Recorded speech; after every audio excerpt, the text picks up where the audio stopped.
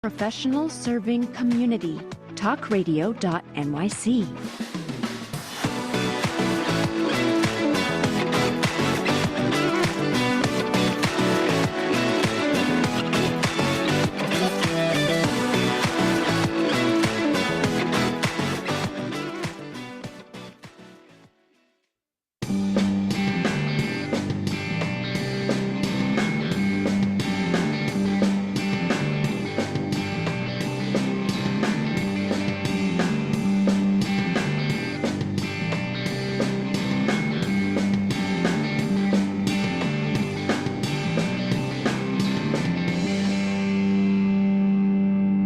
Your boy's back.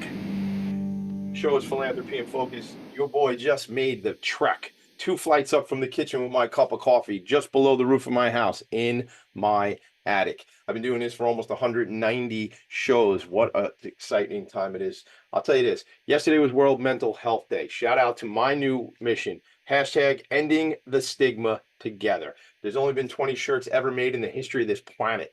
So this is version 1, man. So I've given a few out. I just told my friend Patrick T. Guinan, who's my guest on the show today, I said he's getting one of the first 20 right off of the press. Shout out to Fred Taffer and Erico down at Tombo Visual Promotions outside of Philadelphia in Soudersburg, who helped me on the creative.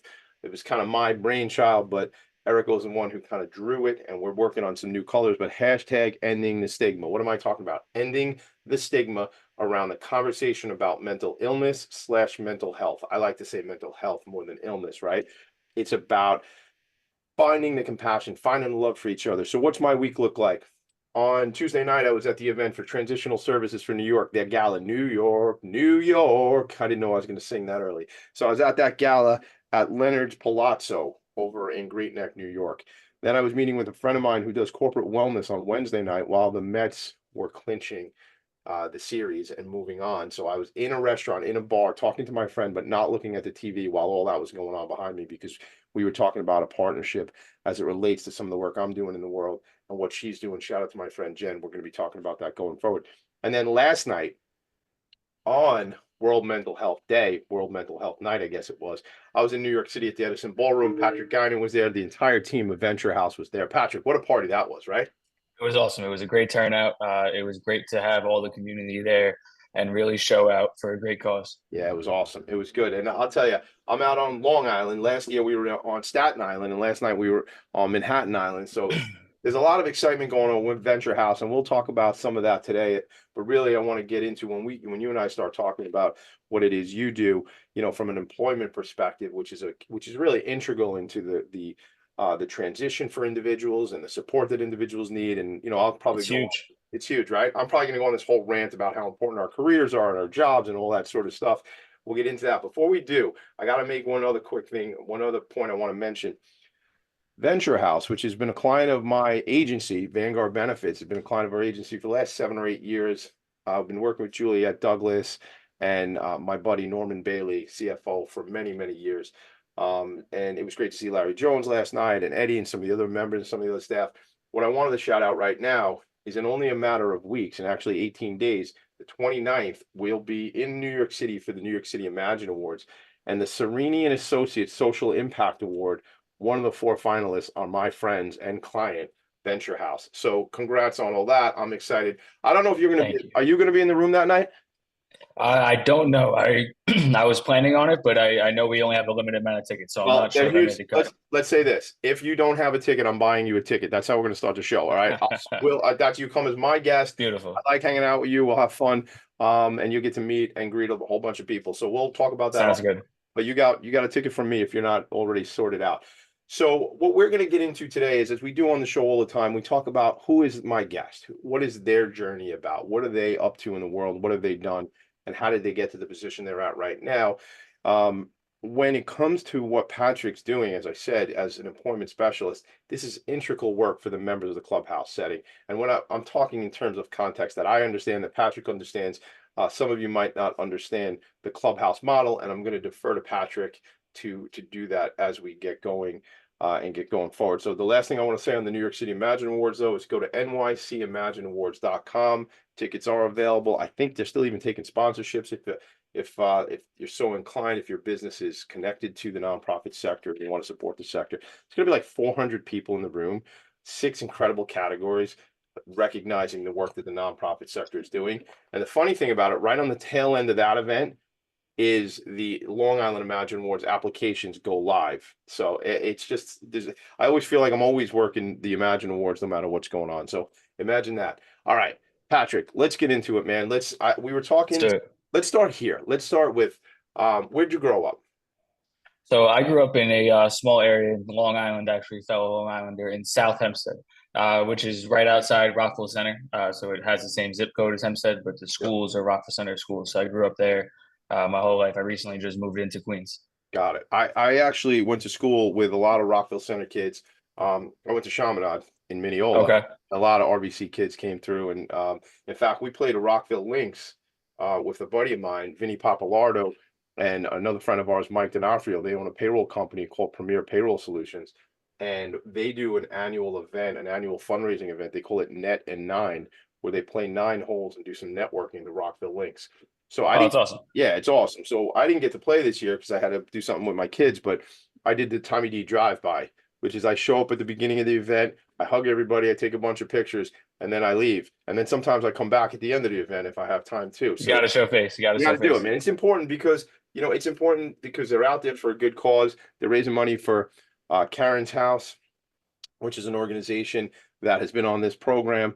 And it's good to see the boys and not just the boys, the women as well, but it's good to see the boys at a golf event. And it's really important to get out and Yeah, a bunch of my buddies work over there as caddies, just on the weekends for fun. yeah, And I'm good friends with the general manager of the restaurant. Yeah, he's actually married to one of my best friends' twin sisters. So no kidding. have some connection there. Yeah, I love that. Do you Brad play? and Brandon. Are you, I have played. yeah. I'm Tiger. Wish he could.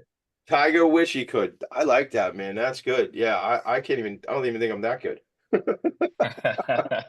Yeah, no, I'd rather go to the range and just Yeah. hit some So balls. love it. We'll do that. We'll go hit balls maybe on Queen somewhere. I'd like to do that. And listen, the thing about it, and even that net and nine that I was talking about with Premier Payroll is it's not a big deal, man. It's not you play 9 holes, you're having a good Yeah. time, you're not tired of playing. I get to 14 and I don't want to play anymore. I'm like, why are we still out here? Like that. Yeah, And I you're enjoy. over 100 and Yeah, dude, I don't even keep score. That's a whole nother thing. That'd be an entirely different show talking about my golf game.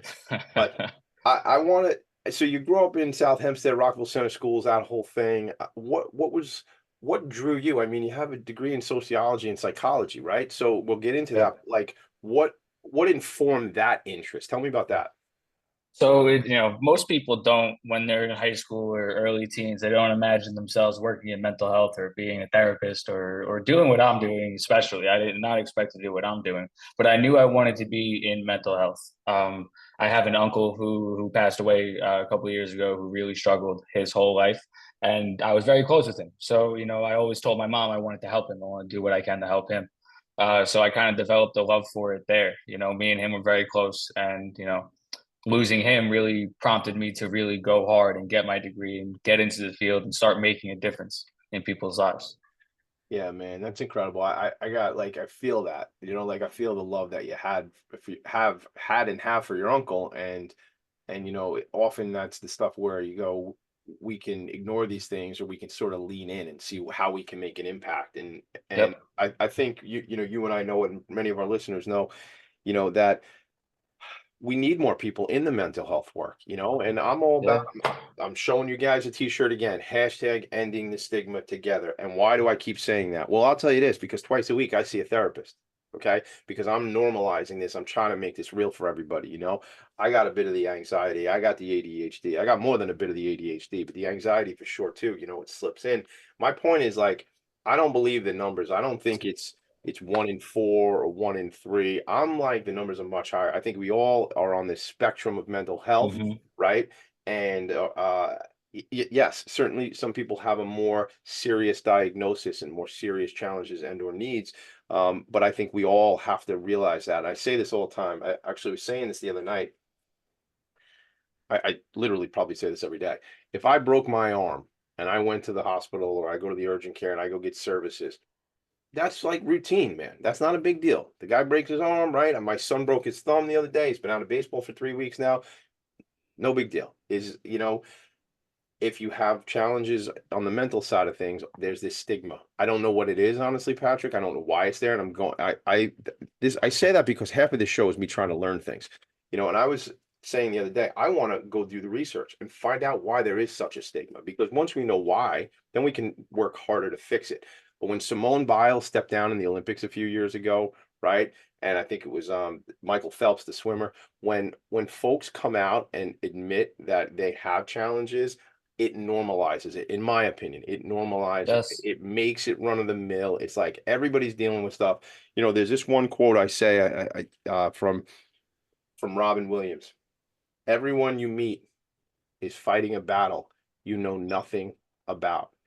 It's a Be beautiful quote. right. And they said, be kind always. Like, that's it, dude. Like, everybody, like, you and I run into each other, man. You don't know what I just went through the last day, the last week, the last Yeah, 6 months, right? right. I don't know where you've been. I don't know what's up with, but if I meet you and greet you and vice versa with love and compassion, like, then that's it, man. Like, that's Yeah, that's support. what it's all about. 100%, man. Second ever show with Yeah. episode of this show. Dr. Larry Grubler from TSINY. We already referenced them, but he was on my show and he said, you know what, Tommy D? Everybody needs support at sometimes. And that's what it is, man. Yep. So you had this experience, you were close with your uncle, you were always looking out for him. What did that kind of translate to in, all right, well, now I'm going to go to college. So you went to Stony Brook University, right? So what Yeah. what happens there? Tell me about that. So I didn't start out at Stony Brook University. I was a little bit of a journeyman because I was going through my own mental health challenges, Right. right? So I was going through my own mental health challenges after he passed away, Sure. 2018. I started out at John Jay College in Manhattan for 2 years doing forensic psychology. Wow. I realized that, I wanted to be in psychology, but maybe not forensics. So I realized that John Jay may not be the best place for that. So I transferred to Nassau Community because it was a little too late for me to get into somewhere else by the time Yeah. I realized I needed to get out. So I did that for a year and then went into Stony Brook. I think So Nassau's a great Stone, school. Nassau's a sorry yeah, to interrupt no, you. it's phenomenal, I phenomenal. I went to loved it. I went to Nassau, great school. The difference, I think, in your era and my era is funny. Like, the parking lot was much smaller then. I went in like 97, 98, and we had to park up in these dirt mountains because, like, this Hmm. wasn't like, the 50s. Like, it wasn't like there was still farms and potatoes By here. the Children's Museum, yeah. Yes, yeah, there was just not enough parking lot. But it was only for the first week and a half that there was not enough parking lot, because once everybody started dropping classes, you can get a spot. It changed it Yep. changed Yep. the dynamic. My sister is a forensic psychologist. I did not know you, Okay. John Jane, studied that. So we'll get into that down the road at some point, offline. But so okay, so you go to Nassau, kind of sort things out, I guess. That's what I would say, right? Get kind of straighten out where you Yeah, kind of got myself together. He ended up passing away right as I started Nassau. So I was really trying to find my way and get myself together. And I realized that if I want to go somewhere, I got to go somewhere that is going to be beneficial for my education. And Stony Brook is a top 50 university in Yep. the country for undergrad. So it only made sense. I commuted, so I didn't dorm there.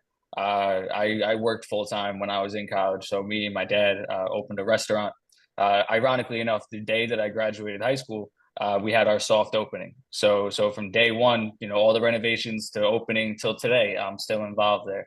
So I worked full time. I didn't dorm at college, so it was go to class and go home. It you wasn't know it wasn't what? party time. Now I know why we like each other. Okay, so I was a bartender in my uncle's spot. It was called Halligan's in Floral Park. Okay. It's how my wife and I met. I mean, from the time I was 15 years old, I was working there. I worked there for about 10 years. And I put myself, well, while I was in high school, but then while I was in college, when I went to Nassau, when I went to Brook for a little while, when I went to Old Westbury, finished at Old Westbury out here on the island. I love the fact that you went to state schools. I mean, state schools are incredible. Yeah. Yep. I was talking to a friend of mine yesterday, and her daughter is at Old Westbury right now.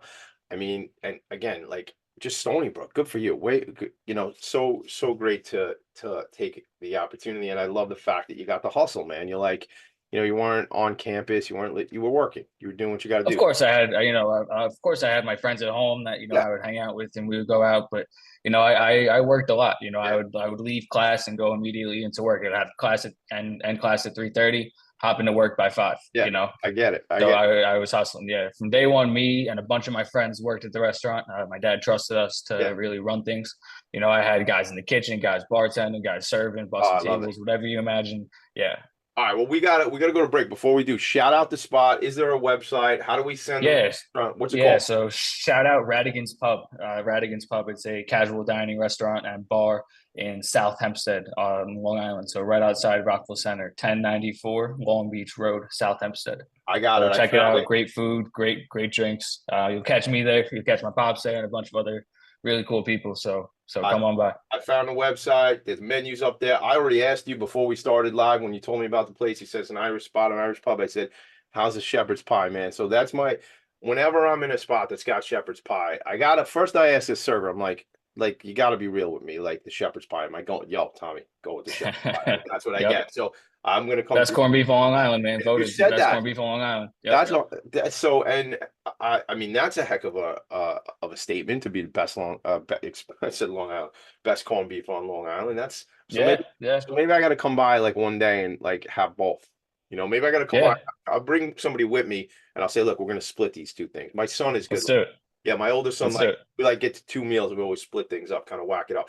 All right, talk about whacking things up. We got to go to a quick break. We come back.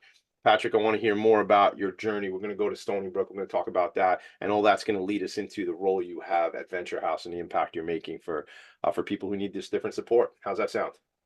That sounds awesome. All right, Philanthropy and Focus, right back.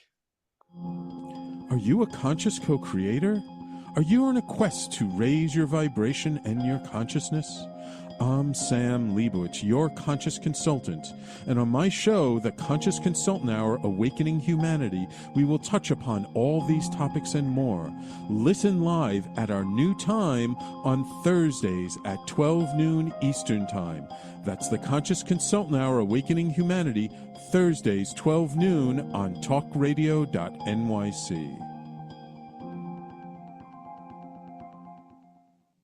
Are you a high-achieving, growth-oriented leader? Are you interested in developing your authentic leadership while creating a healthy, inclusive workplace? Hi, I'm Dr. Mira Brancu, host of The Hard Skills on talkradio.nyc at 5 p.m. Eastern on Tuesdays, where we discuss how leaders develop the hard skills needed to make a greater impact. We interview experts, have live coaching, and tackle these challenges. Listen to The Hard Skills on Tuesday at 5 p.m. Eastern on talkradio.nyc. If you don't have your health, what do you really have? It's time to feel good in your body and shift from struggle to ease.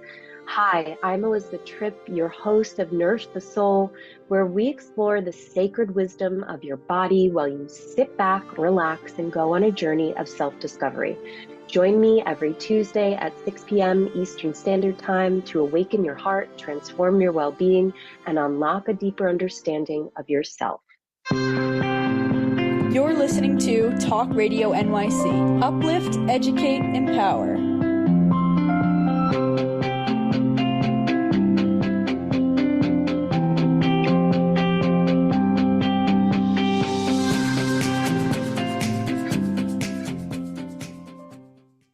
Nonprofits need connections to move in good directions.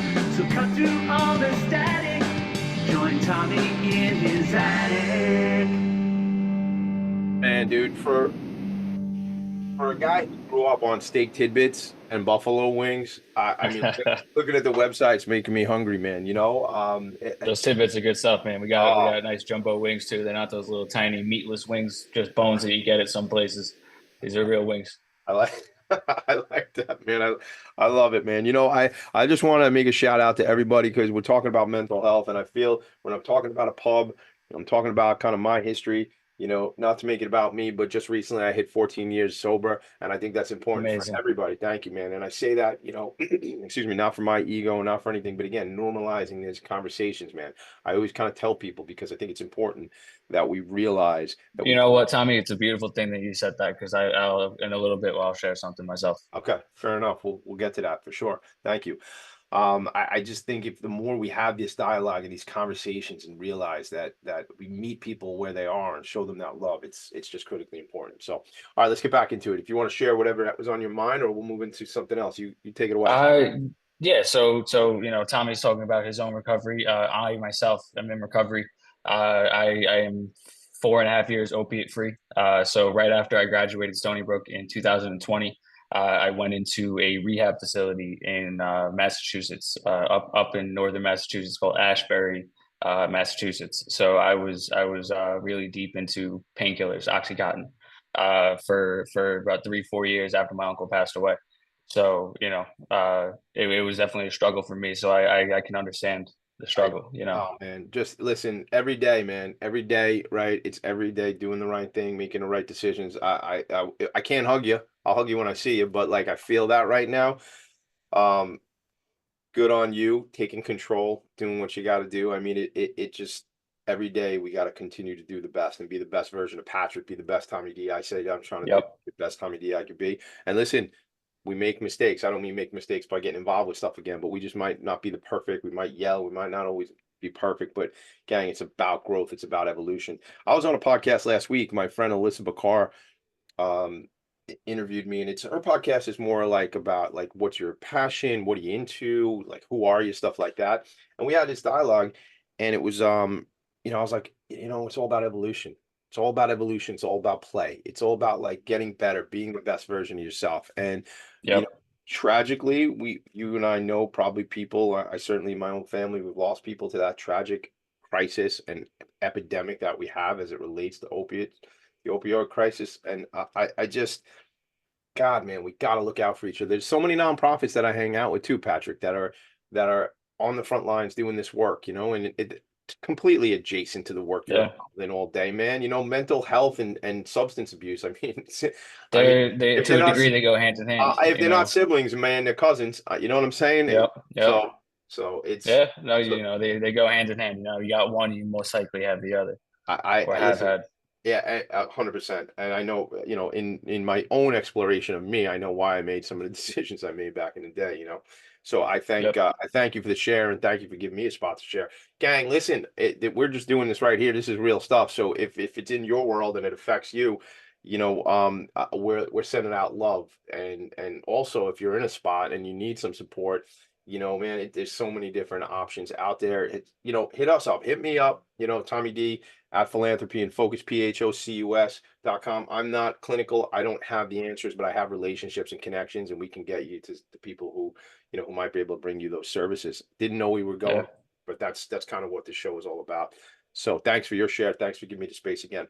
All right, let's get into two. So um, when you get to Stony Brook, at that point what the destination is going to be. I know not that you're going to work at Venture House, Yeah. but So yeah, definitely didn't know I was going to venture house, but I knew, I was going to the mental health field. I was getting a degree in psychology, sociology. I thought those two things would go pretty well together, understanding, the brain, and then understanding, how society works alongside that. So, the combination of that, really gave me a strong educational background. Um, but yeah, Stony Brook was a challenging school. In my first semester did not go well. yeah. It was definitely shook me up because I went from schools that were no, not easy, but definitely not Stony Brook caliber, Yeah.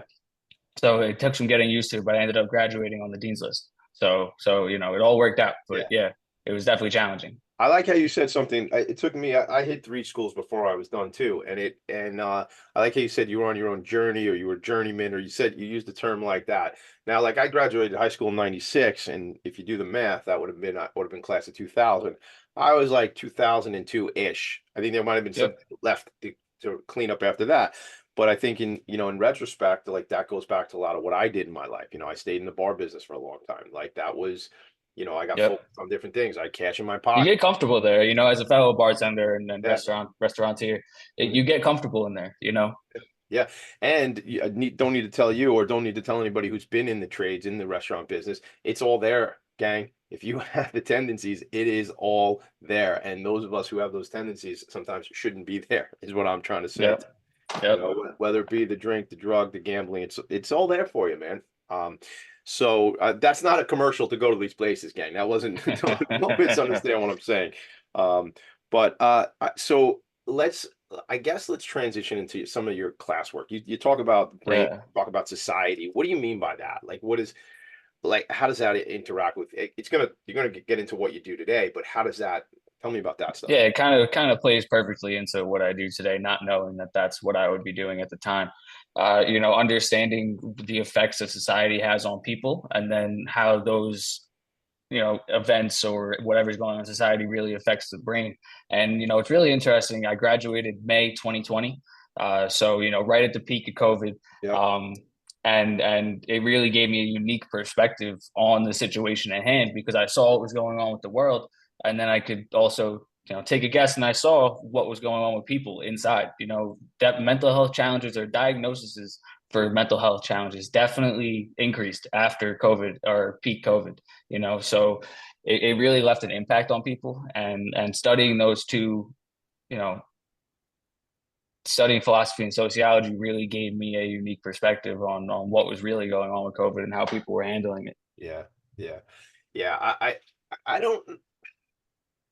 Again, I'm not clinical, gang. I don't have a background in that. I just underscore that. This is just one guy's opinion who's been on the planet for a bunch of years. I just think, I guess what I would say is, like, I don't think this gave people mental health challenges, COVID, but I think it exacerbated our challenges. It exacerbated, the loneliness. I watched this. I watched a lot of stuff, but some meme or video that I saw is, as it goes to addiction is not, the antidote to addiction is connection. And I feel like Yeah, a lot of cases in what we had with COVID was disconnection, right? I mean, absolutely. where we were away, again, we all know what it was. We all lived through it, right? But it was that just not being together, not being, you know, seeing grandma through a window at the senior Yeah, citizen it was facility. This is terrible. weird stuff, man. Like, so I, I I think it should, if one of there's certainly some silver linings that came out of that era. And I think one of them, Absolutely. right? I think one of them is the conversations we're having about, like this, right? About mental health. And it's become more of a, like, dude, I hope one day there's no stigma, right? That's why I'm saying Yeah. end the stigma. I didn't say end the stigma, ending the stigma, because I want us to be in it, doing the work, right? Words have meaning. Yeah. It's never over. It's never Right. over. It's a Yeah. continuous work. 100%. Absolutely. Yeah. So let's talk about, like, how did you know Venture House? Had you heard of Venture House? Like, what got you there?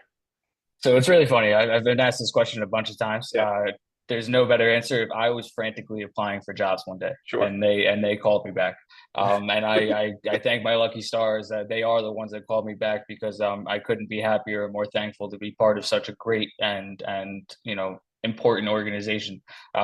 Speaking about COVID, speaking about the isolation and the disconnect from people. That's why Venture House is here. We're here to, end the stigma, we're fighting to end and ending the stigma, but we're also here to give people a community, right? Connect people, Yeah. get away that social isolation that COVID really increased. Yeah. People have been isolated for a long time, especially individuals that have serious mental illness.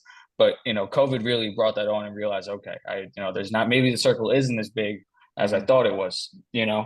So Yeah. Venture House really provides that for people, a community. So let's go back and give these folks who don't really know Venture House as a model, don't know Clubhouse, I mean, you and I are understanding it, right? Because we're in the community. And I'll tell you something, when I went home on the train last night, talking about being in the community, I'm not a part of this community as much as I want to be. And I've come through, you guys had an event in the summertime. I want to come through. I told Juliet last night, Juliet Douglas, hello, Juliet. Juliet Douglas, executive director, incredible leader of this organization, has been on Philanthropy and Focus. And I said, look, Juliet, I'm not hanging out there enough. She goes, Tommy D, the door's always open. And I was like emotional. I was like, well, then I got to come through. I have on the other side of the attic, Patrick, you don't know this, but there's a set of kungas, a kunga and a quinta. And I don't really know how to play them, right? But I want to bring them through, because last night, the Venture House band was playing at the event last night. And I was like, I don't, what's shout out to Ventura. Yeah, shout out to Ventura. They is that what they changed the name to Ventura, right? Yep. Yeah. So they were great, man. And I was like, this is what I'm thinking about. I'd love to play with those guys, like, and just hang out, and not on stage necessarily. I'm not in the band, but I'd like to just mess around, bring my congas. That's community to me, man. Like in the summertime, I don't remember what it was called, but there was something going on outside, and you guys were, they had the band outside. Who plays the congas? What's that? Oh, we had our garden party. I think Eli plays those. Eli does a great job. Yeah. Eli's So the awesome. garden party, that's what it was. So I was coming through. It was like a tour of the people playing cornhole outside. The band was going. Just really cool. So so you get the opportunity with them. You come through. Actually, I'm supposed to take a break. All right, before we take a break, what I want to talk about when we come back is let's get into kind of day in the life of Patrick T. Guinan. First you get there. Like you were hired as an employment specialist. That was the role? No, I wasn't. Okay. No, so I was hired just as regular staff generalist, social practitioner. So I created some opportunities not only for myself but for the membership. We need to increase our employment numbers, and we'll get into that. But we're gonna get into that. Look at you. You're like a radio guy. You knew we were just gonna set them up and then go to break. Gang, we'll be right back. Patrick and Tommy D. All right.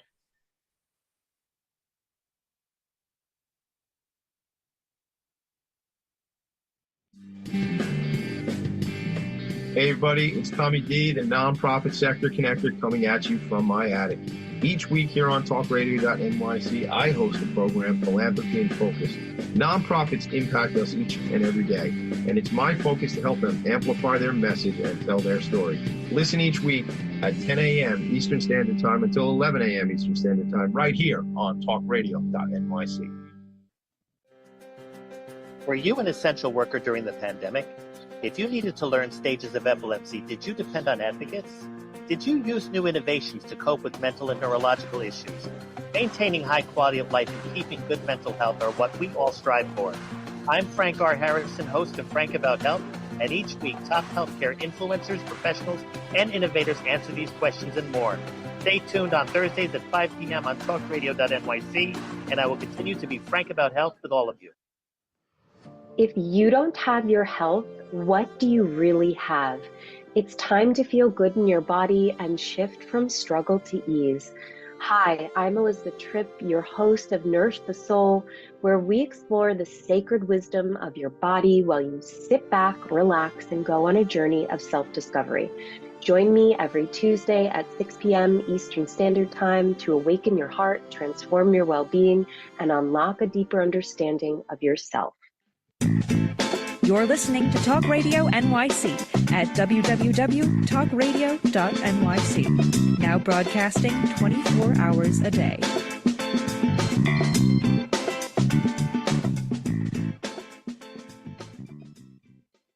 Nonprofits need connections to move in good directions. So cut through all the static.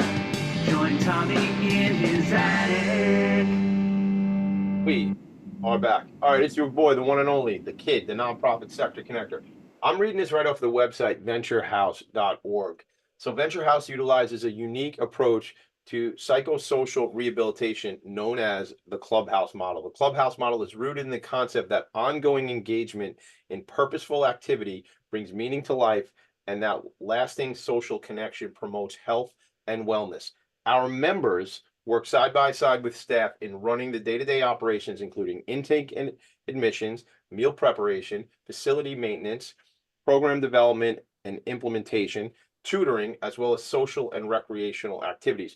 Members, this is important, members are involved in decision-making at every level of the organization, including serving on the board of directors. So this model, has grown to 330 clubhouses in 33 countries around the world. And I two things I want to point out. One, I was watching a video on the website this morning where Juliet Douglas says, she wants this to be the Clubhouse model to be as ubiquitous as the YMCA. And they're in every community, that they're there to provide these services to people who need these services. And the one thing I also pulled away from the video this morning too was one of your colleagues mentions, like, purposefully the organization is short-staffed because it drives the need for members to be involved in the work. So maybe we could start with some of that. Yeah, so members are needed, wanted, and expected at the clubhouse. So it's not a drop-in facility. It's not a clinical facility. It's not, you got to be there from 9 to 3. You come when you want, but you're needed every day, every hour, and you're expected to come because you're a part of the club. It's important to highlight that we call them members because we're not clinicians, we're not therapists, we're not psychiatrists. We have, Juliet and David Plaka, shout out David Plaka, are licensed, but a lot of us are not. And the purpose of that is to foster some community, right? So when you go to your therapist, you go to your group therapy, you go to your psychiatrist, that's the medical side of it, right? that's 50% of the problem. The other 50% of the problem is the social part, right? When you leave your doctor's office, you're going home to, not the biggest circle of friends. Maybe you don't have that much family, and kind of just home, and ruminating in those thoughts and ruminating just by yourself in that isolation can really, drive people to some dark places. So yeah, we call them members because they're not patients. They're not, clients. They're members of the club because we are all part of one organization, all part of one family. I love that. I love it. You know who I ran into last night? I ran into Eddie last night, and Eddie had Shout out Eddie Moultrie, man. Eddie, man. Oh my God. I was giving him a little bit of business. I got to tell you, Eddie, if you're listening, because I was like, he had this red hat and he put a little red in his beard. And I was like, dude, that looks so good. But I said, if I did that, look at my beard. I'd have to wear a white hat with all this white hair I have in my beard. So we had a little fun with that. And I won't tell that joke to my wife and kids because they already make fun of me that I got gray in my beard anyway. So they don't need any extra. It looks good, Tommy. Don't listen to them. It looks good. Good looking out, kid. I appreciate that. That's why we like each other, man. Let me tell you, your hair, by the way, that's what I look like when I was in college. My hair used to be like super high and stuff like that. Used to just, I love it. I dig your style, man. I really do. Thank you, bro. You're welcome. You're welcome. So shout out to everybody that maybe I didn't mention who I ran into last night, and what a great event. So, and one last thing I'll say is the board was there, and I don't know a lot of the board members, but I could see that the board was really supportive of the mission here, and yes, they are. Word community, right? It just goes to that piece, Oh, one other thing I want to say about last night, Tiana, right? Was she the speaker last night? Mm-hmm. Tiana Coleman. Shout out Tiana Coleman. Oh my God, she was great, and her mom, was it Tony? Is that her mom's name? Tony, yeah, Tony. Oh my God, shout out to Tony and Tiana. What just so great, because that was, that's the impact story, right? That we talk about nonprofit. That's the change. That's what, Tiana knows she's needed. She's expected to be there, part of the organization, right? To come through and all the work she does in the kitchen, and how her mom, being somebody who has 4 children, meaning I have 4 children, I realize like the love that she had for her daughter, but the love that she had for Venture House, or has for Venture House, because of the impact it's made on her daughter. Incredible stuff, man. Changing lives. Absolutely. If you're in New York, if you're in the city of New York and you ever want to come through with me, I want to go on a tour. We'll go on a tour. Patrick will take us through one day. I'm totally volunteering the clubhouse, but Juliet said I got an open Absolutely. Door. We are open 365 days a year. I love it. We are not closed any days. We are there every day, whether it's, on the weekends from 11 to 4, or Tuesday through Thursday, 9 to 8, or Monday and Friday, 9 to 5. We're there and we're ready. Yeah. And listen, you know what I say from a salesman's perspective? I want to get people in my store. So if I'm Venture House, I want you in my store because I want you to be a donor. I want you to be a potential board member. I want you to be a potential collaborator. My very good friend, Michael Katakis, Spirit of Huntington Arts Center, where I'm on the board, they do work. Spirit of Huntington. That's funny. That's me. Yeah. I did that. Yeah. I did that. That's a nonprofit. That's awesome. To connect. And I did not know that. Yeah.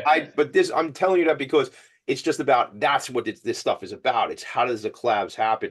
Larry Grubler, but Michael and team are doing business with TSINY as well, Transitional Services for New York, which we mentioned earlier, because I make the bridge, I make the connection. And I don't tell you that because I'm so great. I tell you that, gang, because you can all do the same thing. So if you showed up at Venture House and visited, and maybe you work for a major bank, maybe you work for a manufacturing company, all of these companies have community dollars that they want to give back and things like that. So again, I'm totally off track, but I'm in my zone. So this is what happens sometimes. Patrick, let's talk about the employment. You sort of created your role, you said, and you created a role that needed to be done for the organization. Yeah, so it's not like this role never existed, but it hadn't existed for quite some time. So I had been at Venture House for, a couple months, my first couple months there in 2021, fall 2021. And, I was put into the E&E unit, the Education and Employment unit. And we needed jobs, we needed partnerships, we needed members to go back to work, especially post-COVID, especially coming out of that. People wanted to be engaged in the community. People wanted to feel a sense of purpose. A lot of people spent the last year and a half cooped up in their house, right? Not doing as much as they really wanted to, losing some of the social connections they have, losing some of the opportunities because a lot of places closed or programs stopped happening. It was a wild time for people. So we needed to find jobs, and shout out to all the members at Venture House, because I'm not able to create jobs without them stepping up and doing the jobs. Mm-hmm. I'm not doing the job, right? I don't go to work and help them do their job. They do it. So I help people get jobs. part of that is, building partnerships and getting the members work ready and skills up ready to go back to work. But my part in this was really going out into the community, spreading the word, making people aware, and trying to, partner up with different businesses, different organizations, and saying, hey, our members need to work and you have some roles that you need to fill. One of my favorite lines when I first started doing job development was, how's your turnover? What's your turnover rate? Because I know, for example, a dishwasher, speaking as a guy in the restaurant, you got a couple months out of a dishwasher, right? And then somebody else comes in because the other guy's doing something else, whatever the reason is. Yeah. So, you go for jobs that anybody can do, everybody is capable of doing. And you explain that to the employer, and you show them the value in what hiring Venture House members is. Yeah, let me ask you this, because I think this is where you're going to, is a job like that where you've had that experience in your own business, you and your dad. My question is, I wonder, are you saying that in some cases Venture House members are longer term for a business and more committed? And if so, why? Tell me about that.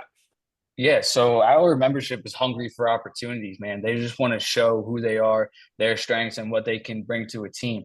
So I'll shout out one person in particular. Shout out Naja Purifoy. He's a huge, important member at Venture House, and he kind of helped me develop the bigger relationship that we have. So right now, I have a pretty decent sized partnership with UBS Arena and the New York Islanders.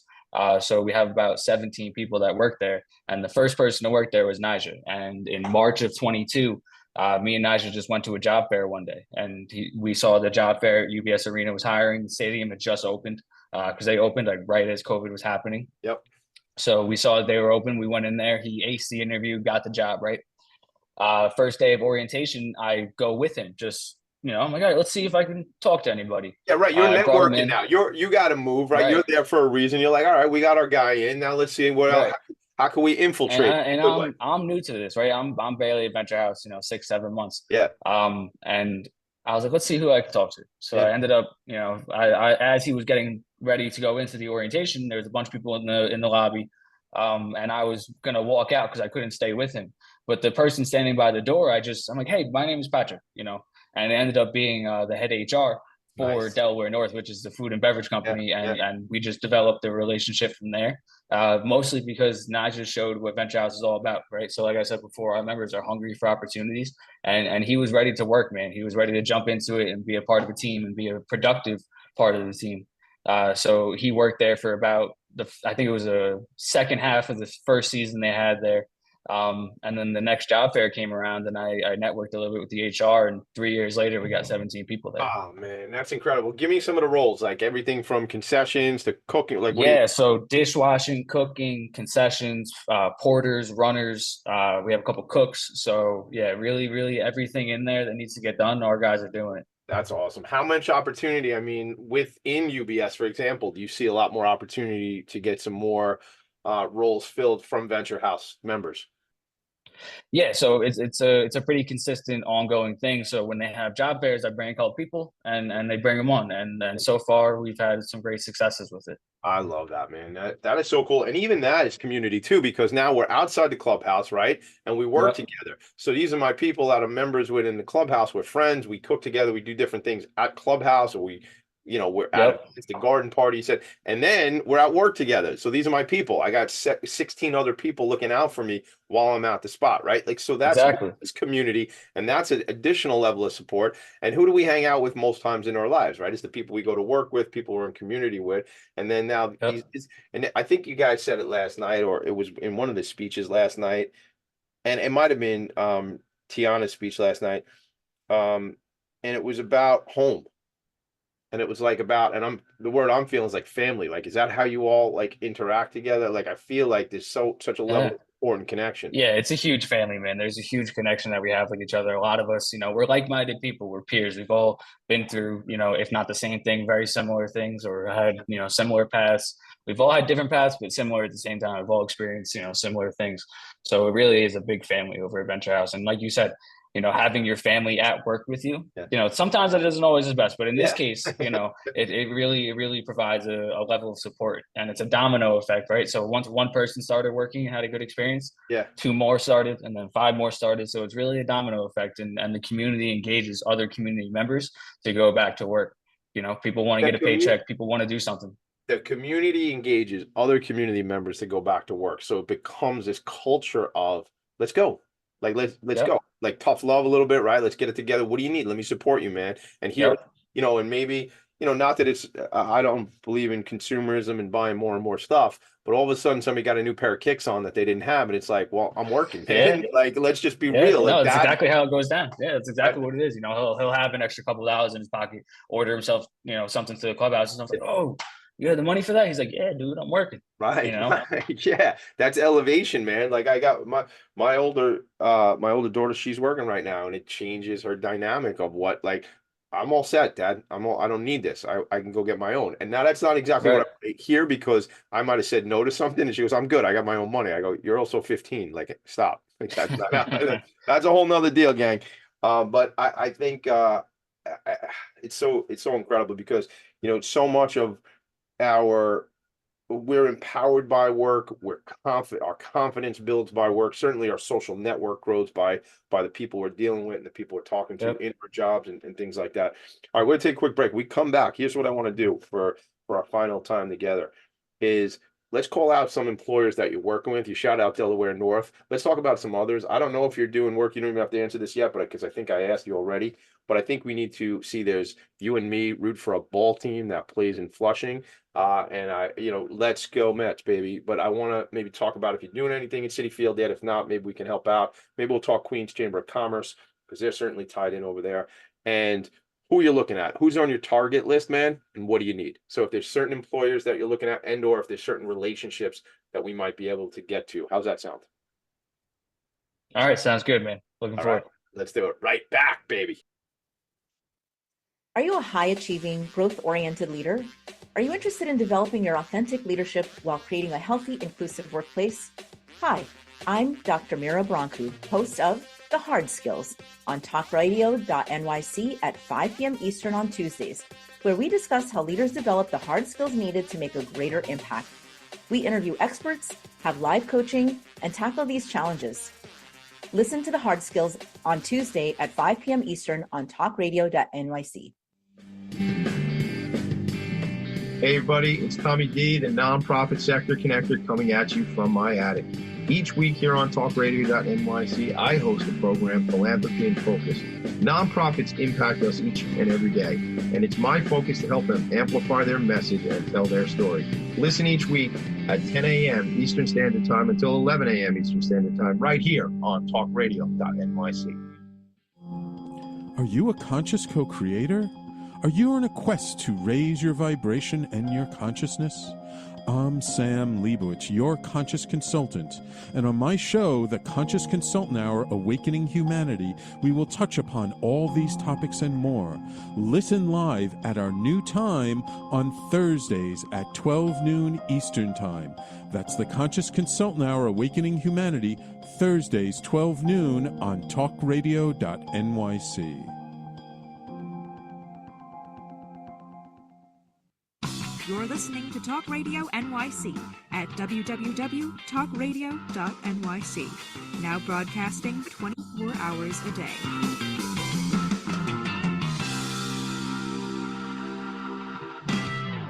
Nonprofits need connections to move in good directions.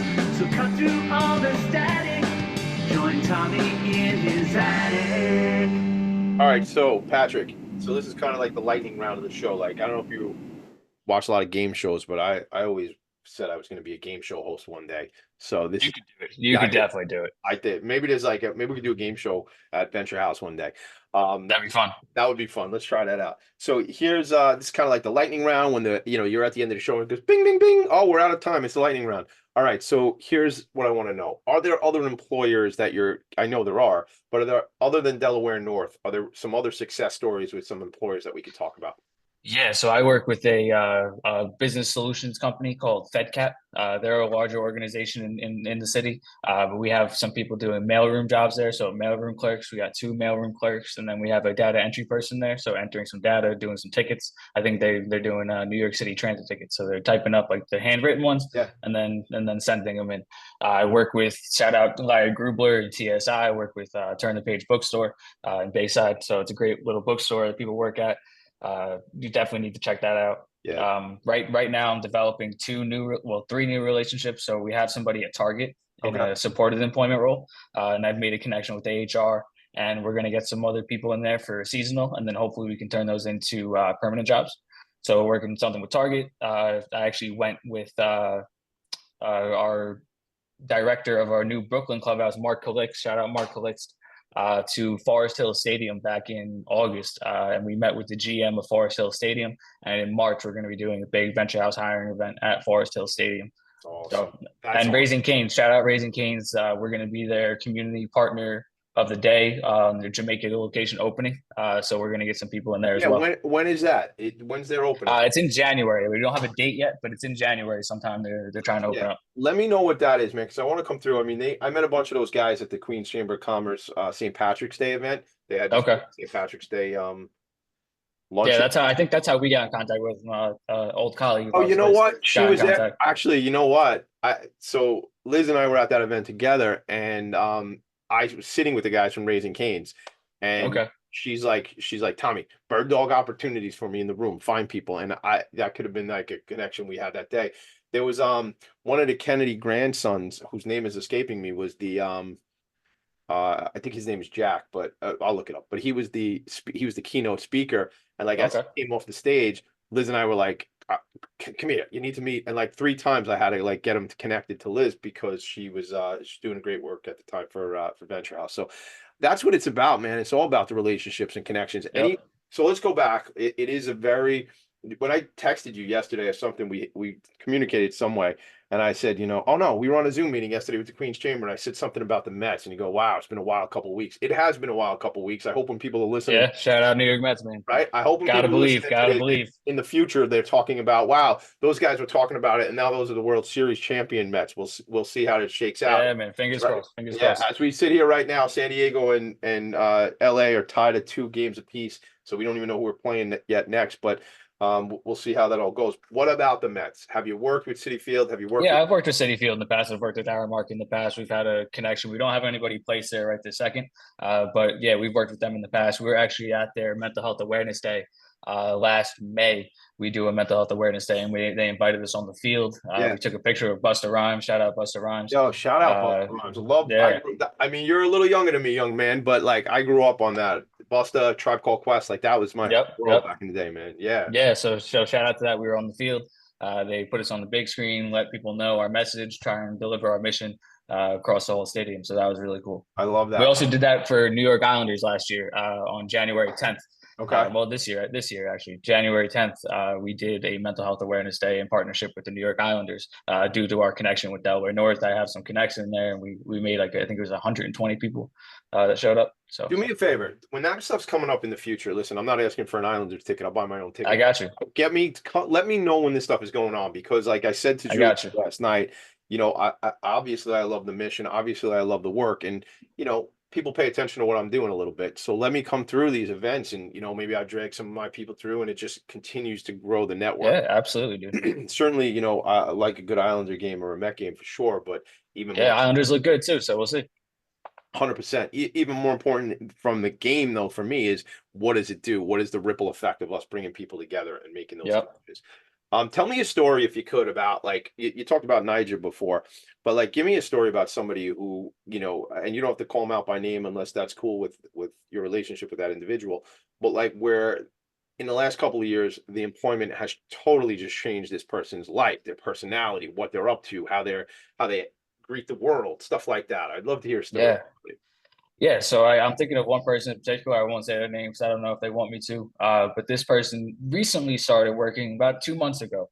But they, it was kind of a ripple effect because now they're in school and they're working, and which they weren't a year ago. So about a year and a half ago, we had a member, a young woman, come in here Venture House, and she was really going through it. She was in a bad spot, but she continued to continued to be a part of the community, build up her skills, build up her confidence, and she was a nervous wreck for the job interview, and I was prepping with her for weeks, getting her ready.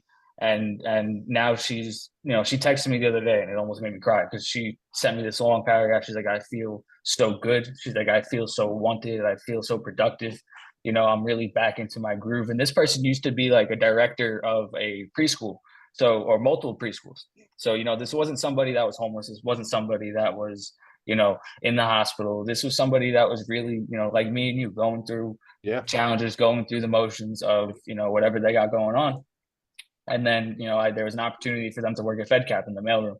And, I was announcing it and they asked me about it. I'm like, yes, you should do it. Absolutely. And now that person is in school, going back to get her master's.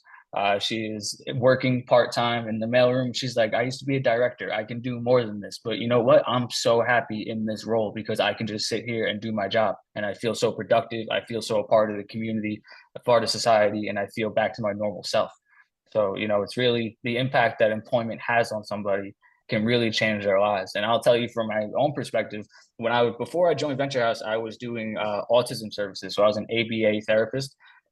So I was doing in-home services for children with autism. And the case I was on was ending and there was only nighttime cases. Now, the reason I started working this job is because I didn't want to work nighttime because I didn't want to work at the bar. So I'm like, okay, now I got to find something new. And during the few weeks that I was looking for a job, the emotions I was going through, and I didn't feel like I was doing anything. I felt like my brain was being wasted. Then I landed at Venture House, but it really has a big impact on people. So even for people that don't have serious mental illness, it's still a challenge to go back to work. The whole application process, 100%. Writing your resume, doing all that stuff. It's a lot. Stressful.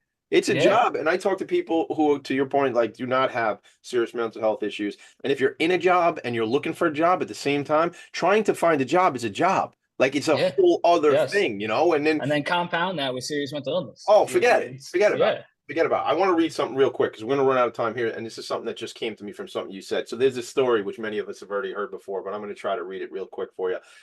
A man walked along the beach. Ahead, he saw a boy dashing back and forth in the sand. He smiled, thinking the boy was enjoying a game on a fine morning, so he hurried to catch up. As he got closer, he saw the boy picking up something out of the sand and gently tossing into the sea. And as he got closer again, he said to the boy, "Hello, what are you doing?" The boy said, he paused from throwing, looked up and said, "Throwing starfish in the ocean. The sun is up and the tide is going out. If you don't throw them back in, they will die." And then then the man says, "But you don't realize that there are miles and miles of beach and starfish all along it. You can't possibly make a difference." After listening politely, the boy reached down, picked up another starfish, gently tossed it into the sea and said, "It made a difference to that one." Okay, make a difference, make an impact. That's why we're here on this planet. We're here for a moment in time. Do your best to make an impact with somebody. Reach out, just check in on people. Think about other people, be compassionate, show the love, and make changes like my friend Patrick T. Guinan is making and the team at Venture House. Thank you for being on the show, brother. Thank you for being here. Thank you for having me. You're welcome, man. This was really special. I really appreciate you. Make it a great day, everybody. Have a great weekend. We'll see you next Friday morning. Later. Nonprofits need connections to move in good directions. So cut through all the static. Join Tommy in his attic.